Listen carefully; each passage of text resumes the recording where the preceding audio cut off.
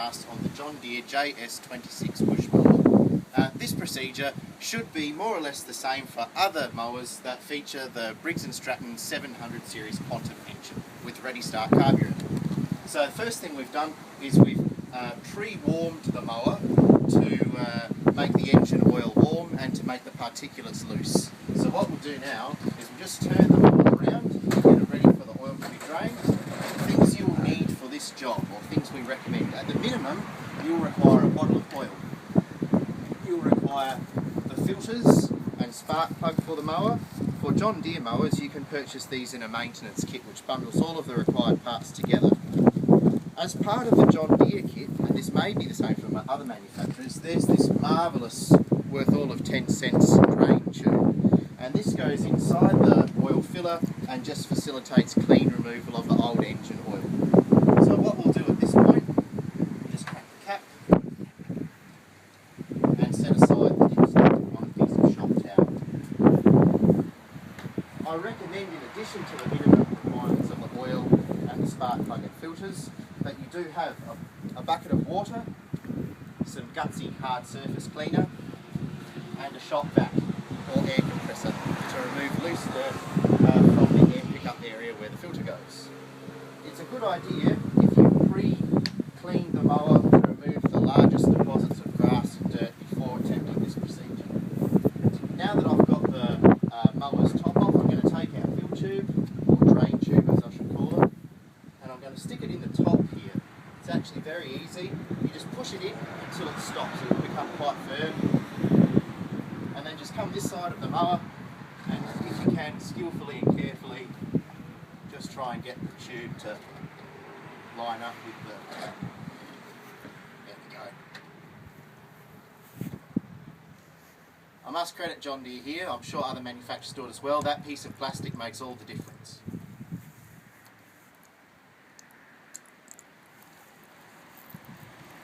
Do let it drain completely if you can. The last parts to come out will have the heaviest particles in it, which cause the most wear.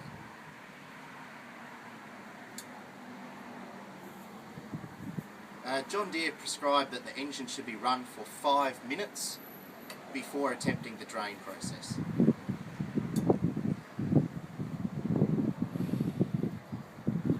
That's looking pretty good now. We'll orient the mower the right way up again. Move it to the edge. Take our shop towel and remove and clean the tube.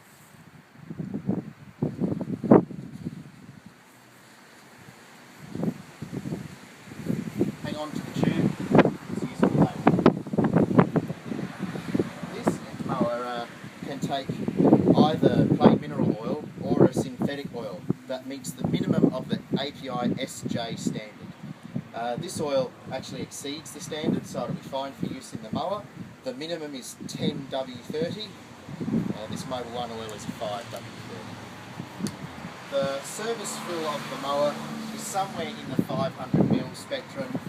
Dry sump fill on these mowers is about 600ml. If I'm skillful to get this top off, that is. Might get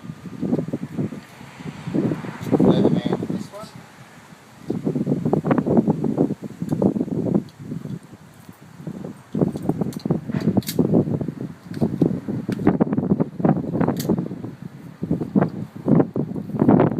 This particular model does have a dipstick. It's my understanding that not all models do.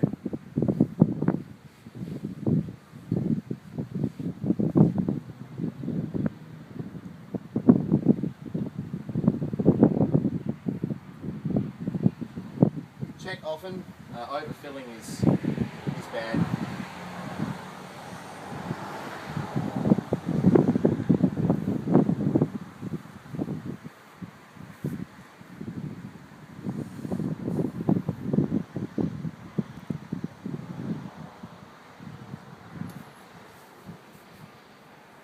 I think we're pretty close there now.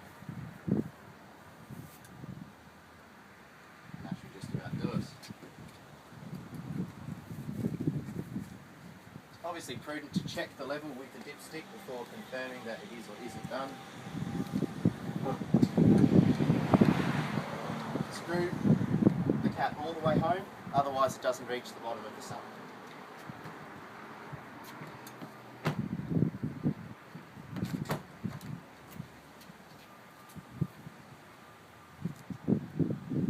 And it does look like we now have adequate oil on our dipstick. Just check again.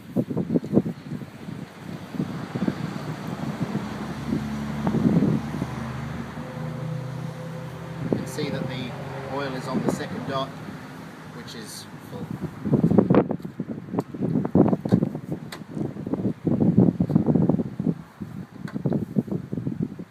With that now in place, we'll set the oil aside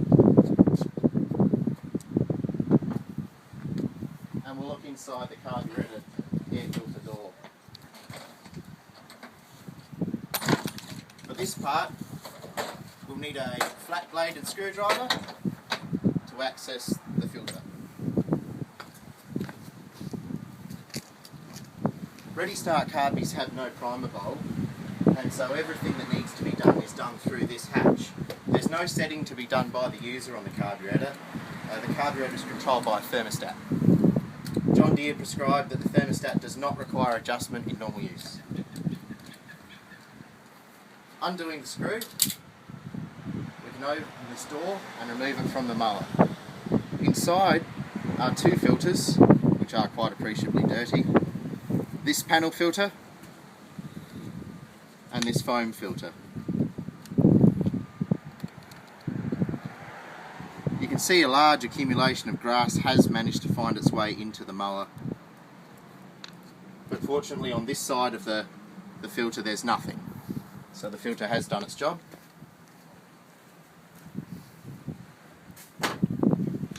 Using your shop vac or air compressor, remove as much debris as you can from the orifice of the air intake. Be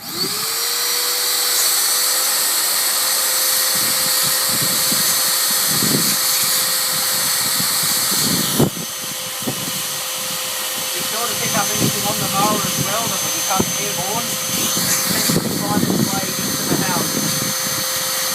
Also clean the interior of the door.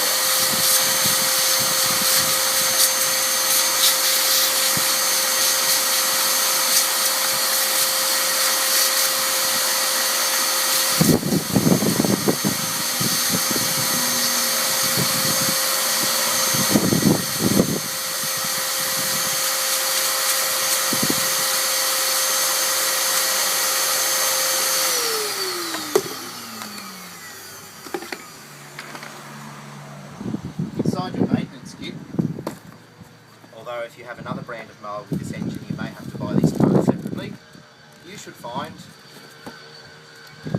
a new foam filter with a sort of fly screen type edging. I imagine that keeps the filter in position inside the door.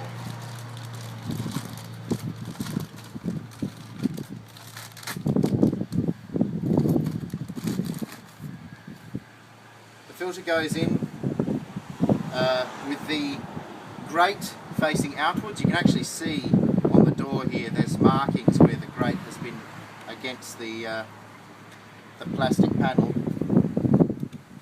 It should more or less clip into place.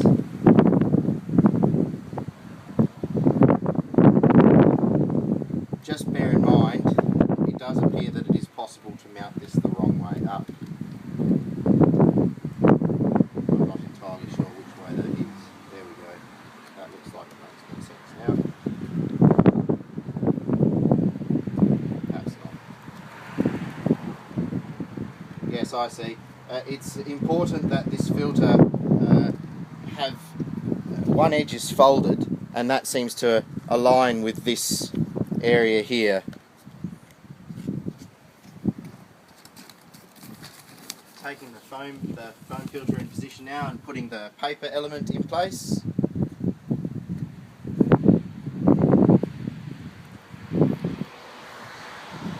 It does appear the paper element can be mounted any way up the user wishes, and it does seem to hold in position the foam filter. Dock it back into the mower. There there are a couple of plastic tabs, and there are corresponding openings for these forks or tabs. Drop it in place and give it the door closed. Just be careful when tightening the screw that the filter is going home properly. When you're satisfied that it is, use a screwdriver to tighten it the rest of the way.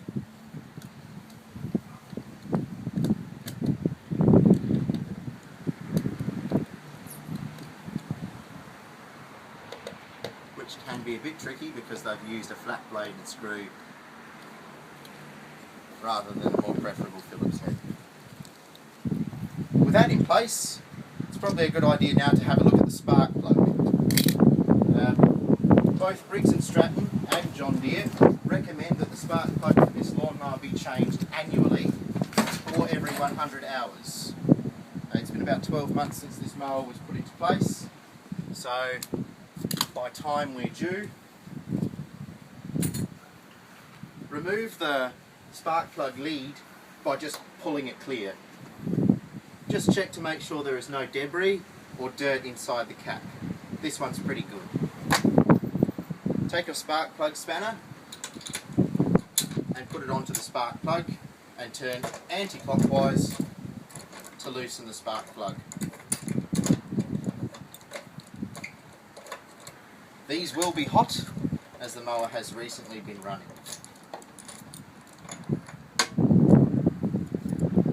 You can see the spark plug's actually in remarkably good condition in this mower because it has been well looked after. For this reason, I'm going to continue on with this spark plug. There doesn't seem to be any reason to change it at this point. When refitting the spark plug, initially seat the spark plug by hand, just in case the thread is crossed. This way you will not strip the thread on the head. When you've turned it as far as you can by hand, use the spark plug spanner to tighten it just so. It doesn't need to be rock hard, it does need to be quite firm though, so as the compression of the cylinder is where it should be. Ensuring that the cap is clean and dry, position it back onto the spark plug and push until it clicks. At this point, we'll probably just check our engine oil again as it's had a few minutes to settle, simply because if we get this wrong, we can damage the engine. Unscrew the cap, get a piece of shop towel, which is blowing away.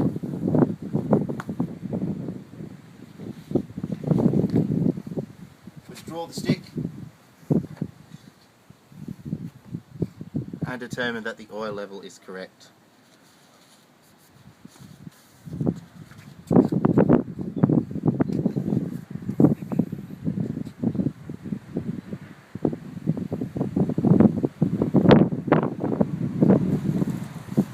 This engine requires more oil.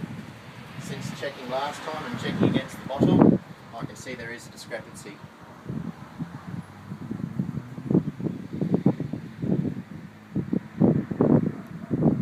It is important to get the oil level perfect. Underfilling will damage the engine and cause seizing. Overfilling will cause the engine to labour and to contaminate the exhaust with unburnt engine oil vapours and even liquid.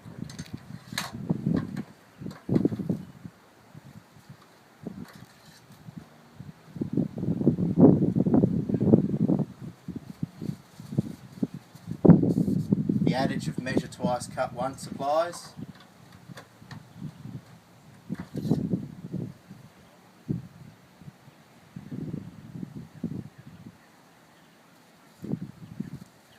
Still seems to be requiring more oil.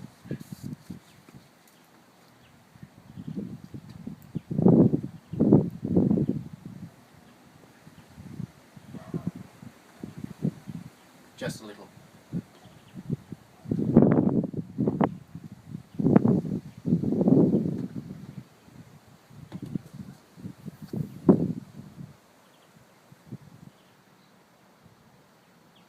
By my numbers now, this should be correct.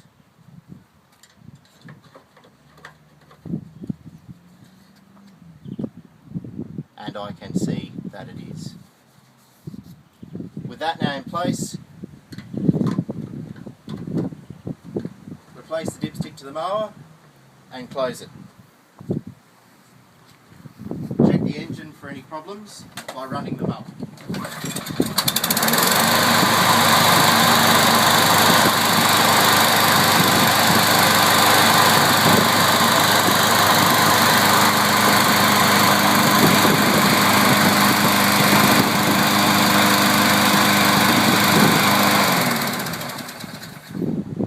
Satisfied that the mower's working alright, move on to the next phase of the maintenance. On these John Deere lawn mowers, there's an optional fuel conditioning cartridge which can be installed in the mower's petrol cap. This cartridge prevents the fuel from going rotten or rancid in the tank, and from biological organisms like bacteria from taking up residence in the tank and causing the carburetor to become subsequently gummed. After a while, these cartridges become spent and you have to replace them. To replace the cartridge, take the new cartridge from the packet,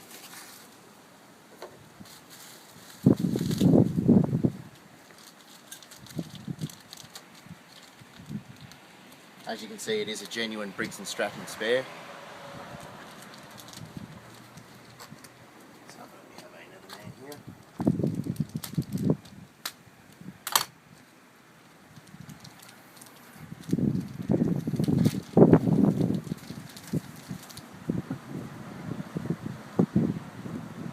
Take the fuel cap and the cartridge. The cartridge has two faces, one of which has an aluminium foil cover.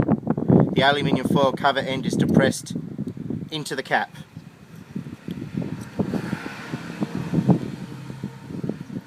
If you're skillful enough, which I'm not.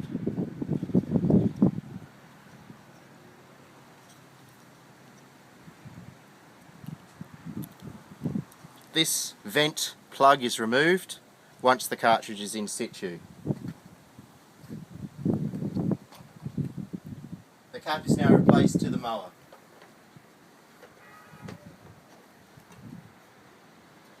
The conditioning cartridge will now intermittently disperse conditioning fluid into the fuel tank as the mower operates. To finish up,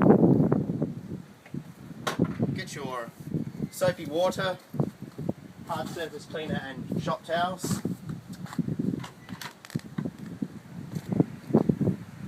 And just make sure that any oil or other contaminants such as dirt and grass are removed from the fuel and oil fillers and that the mower isn't generally mucky to handle. North American users have the luxury of being able to buy genuine chemicals for this very purpose. In Australia, the range of chemicals available is much more limited. We're using a really gutsy hard surface cleaner that contains butoxy-ethanol. North American users have the luxury of actually purchasing something like Grass Blaster, which is specifically designed to do this kind of work. Hopefully those products will become available in Australia soon enough. John Deere do not recommend irrigating the mower with a garden hose to clean it, so a damp rag seems to be about as good as we can really do, and it does fairly well. I've noticed that some other mowers actually have a hose connection port on the mower housing. There's obviously some difference of view between the varied manufacturers as to whether or not it's a good idea to get the mower wet.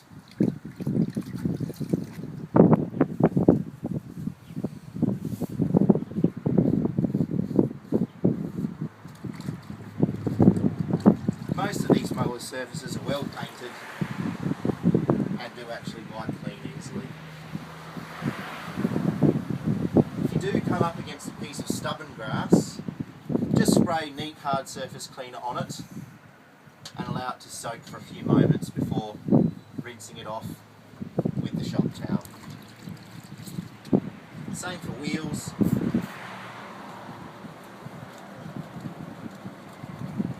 There we go. They do become quite grubby, especially in Australia where it's quite dry.